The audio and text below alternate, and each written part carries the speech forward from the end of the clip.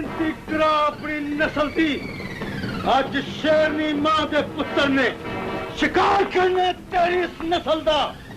ओए किधरे अस्सलाम वालेकुम, मैं तारक सानी ते तुसीं वेख रहे हो मेरे चैनल रैबर विलाग। अज सुल्तान राय दियां 10 ऐसियां फिल्मां लैके तुहाडी खिदमत विच हाज़र हो गया।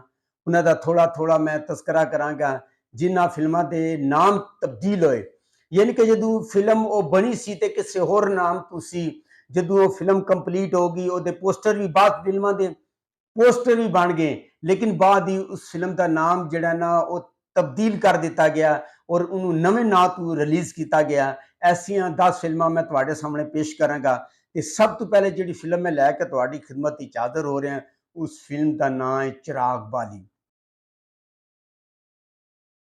चिराग बाली जदों फिल्म बनी तो 1976 इस फिल्म को बनाया गया और जदों यह फिल्म कंप्लीट हो गई तो सेंसर बोर्ड के इतराज तो बाद, क्योंकि जो चिराग बाली सी इलाके का बहुत बड़ा बदमाश थी और जिन्होंने दिनों परवेज राणा ने यह फिल्म बनाई उन्होंने दिनों उसका नवा नवा जिहड़ा इशू सी वो सामने आया सी और पुलिस मुकाबले चिराग बाली मारिया गया सी।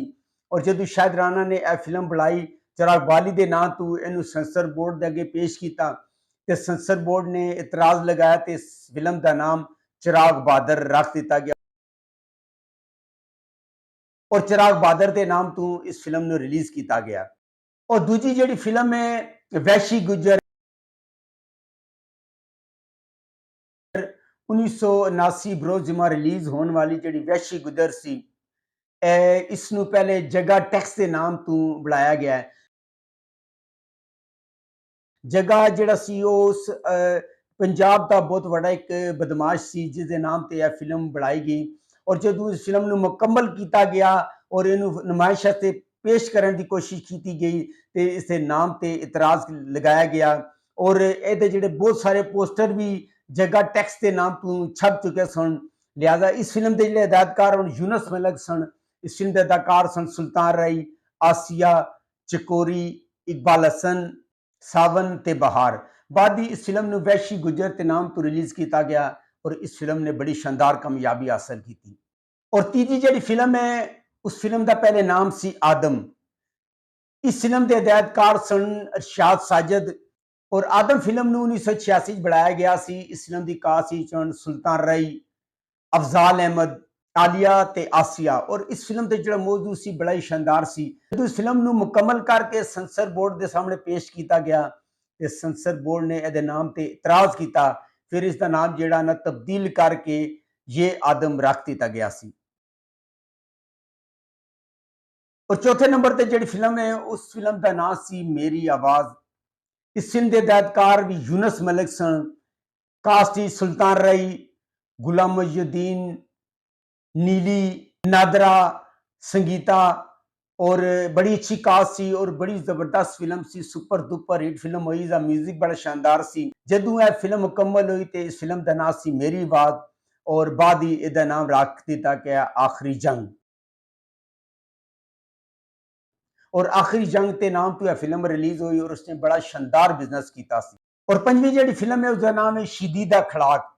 जदों यह फिल्म कंप्लीट हुई मुकम्मल हुई तो इसका नाम शहीदी खड़ाक सी।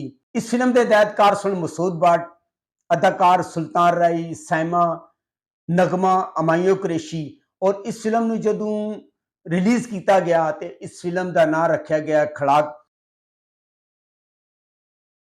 और खड़ाक के नाम तो इस फिल्म को रिलीज किया गया है। और छेवीं जिहड़ी फिल्म है 1996 बब्बू खान के नाम तो एक फिल्म बनाई गई।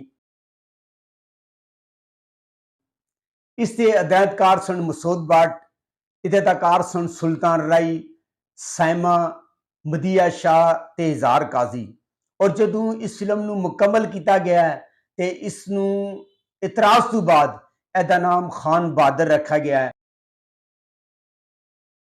बब्बू खान तो तब्दील करके इसका नाम खान बहादुर रखा गया है। और तुहानू जिहड़े यूट्यूब पर मिलेगी इहदा जिहड़ा पोस्टर है ये तुहानू बब्बू खान के नाम तो मिलेगा, लेकिन जिहड़ी यूट्यूब पे अपलोड फिल्म है उसदे विच जिहड़ी फिल्म यूट्यूब पे अपलोड है उसदे विच उसदा नाम खान बहादुर है। यह फिल्म यूट्यूब पे मौजूद है। जग्गा पंजाब के नाम तो 1994 विच एक फिल्म बनी। इस फिल्म के अदाकार सन सुल्तान राय, सैमा, शाहिद अमीनी ਔਰ ਅਫਜ਼ਾਲ ਅਹਿਮਦ। ਜਦੋਂ ਇਹ ਫਿਲਮ ਮੁਕੰਮਲ ਹੋਈ ਤੇ ਇਤਰਾਜ਼ ਤੋਂ ਬਾਅਦ ਗੁੱਜਰ ਪੰਜਾਬ ਦੇ ਨਾਮ ਤੋਂ ਇਸ ਫਿਲਮ ਨੂੰ ਰਿਲੀਜ਼ ਕੀਤਾ ਗਿਆ। ਉਸ ਤੋਂ ਬਾਅਦ ਜਿਹੜੀ ਫਿਲਮ ਹੈ 8ਵੇਂ ਨੰਬਰ ਤੇ, ਉਸਦਾ ਨਾਮ ਸੀ ਸ਼ਾਹੀਆ ਪੰਜਾਬ ਦਾ।